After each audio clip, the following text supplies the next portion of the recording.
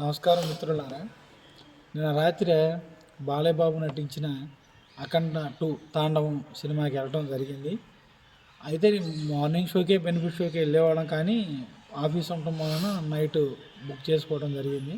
ఇదేదో నేను రివ్యూ చేయడానికి రాలేదు, కానీ అందరూ ఒక ఇదంటున్నారు సూపర్ మ్యాన్ అది ఇది కాదు. వాస్తవానికి బోయపాటి సీన్ గారు బాగా చూపించారు. ఎందుకని అంటే ఇంకా ప్రజల్లోకి అఘోరా శక్తులు కానీ ఇవన్నీ తెలియకోకుండా ఏంటో అది ఫైట్లు టూ మచ్ ఉన్నాయి, ఓవర్ మచ్ ఉన్నాయి. ఇదే వీళ్ళు స్పైడర్ మ్యాన్ చూసినప్పుడు, అవతార్ చూసినప్పుడు ఈ మాటలు మాట్లాడారా?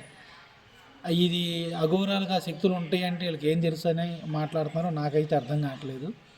అఘోరాస్కి power almost all equals to ఒక స్టెప్పు 2 స్టెప్పులు కింద పరమేశ్వరుడికి ఉన్నన్ని శక్తులు వాళ్ళు సిద్ధిస్తాయి. వాళ్ళకి ఎన్నో సంవత్సరాలు ఎన్నో తరాలు పడి. ఇంకొక మేజర్ విషయం ఏంటంటే అఖండ 2లో మరి అది మన బోయపాటి సీన్ గారు చెప్పటం మర్చిపోయాడు, లేకపోతే ఎట్లాగో మన భారతదేశానికి సైన్యం కంటే కూడా ఒకప్పుడు సైన్యం తగ్గిన, ఇప్పుడే కాదు రాజులు పరిపాలించినప్పుడు కానీ వీటికి కానీ ఈ మహర్షులు అఘోరాలు తపస్సు చేసేవాళ్ళు వీళ్ళే సైన్యంగా మారి యుద్ధాలు చేశారు.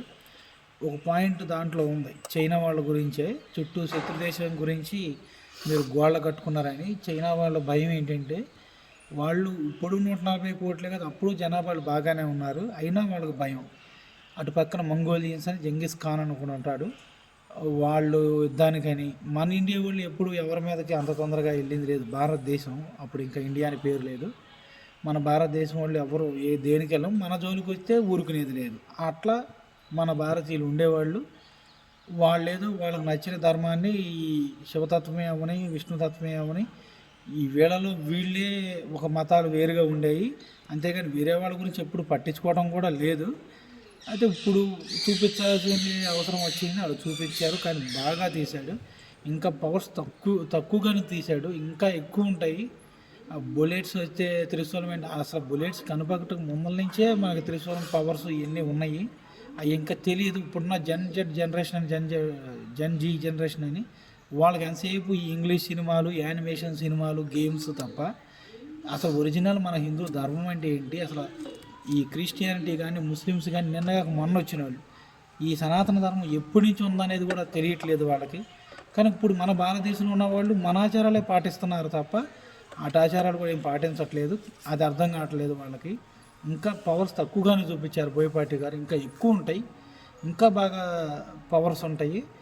న్యాచురల్గా ఇండియా వైడ్గా తీస్తే ఎలా ఉంటుందో అలా చూపించారు. చాలా బాగుంది సినిమా, మీరు బాగా చూడండి, ఎంజాయ్ చేయండి. ఎంజాయ్ కూడా కాదు, అసలు సనాతన ధర్మం గురించి చెప్పారు, తెలుసుకోండి, దాన్ని విని ఆచరించండి. ముఖ్యంగా ఆచరించడం అంటే ఏంటంటే మన పని మనం చేసుకుంటూ మన వేరే వాళ్ళ జోలికి వెళ్ళకోకుండా మన జోలికి వస్తే ఊరుకోకుండా వాళ్ళకి ఏదైనా ధీటుగా సమాధానం చెప్పేటట్టు బ్రతకటమే ఈ సనాతన ధర్మం, మన భారతదేశం యొక్క లక్షణం. ఇంకొకటి ఏంటంటే మన భారతదేశం మీద మిగతా వాళ్ళు ఎవరు రాలేరు. మనలో మనకు శత్రువులు పుట్టి వేరే రాజులతో, బ్రిటిష్ వాళ్ళు అలెగ్జాండర్తో ఒక రాజు కూడుకుని పురుషోత్తమ యుద్ధం, ఎన్ని కింగ్డమ్స్, అది హిస్టరీ. ఇది ఇంత ఎక్స్ప్లెనేషన్ ఇవ్వలేనప్పుడు అట్లా ఇండియా వాళ్ళు వేరే వాళ్ళతో కలిసి అటాక్ చేసి వస్తమే కానీ డైరెక్ట్గా వాళ్ళు ఎవ్వరూ మన ఇండియన్స్ని కానీ భారతీయులను ఎప్పుడు కూడా బీట్ చేయలేరు. అదే మన పవర్. నమస్కారం. అఖండ 2 చూసి ఆనందించండి, ఆచరించండి.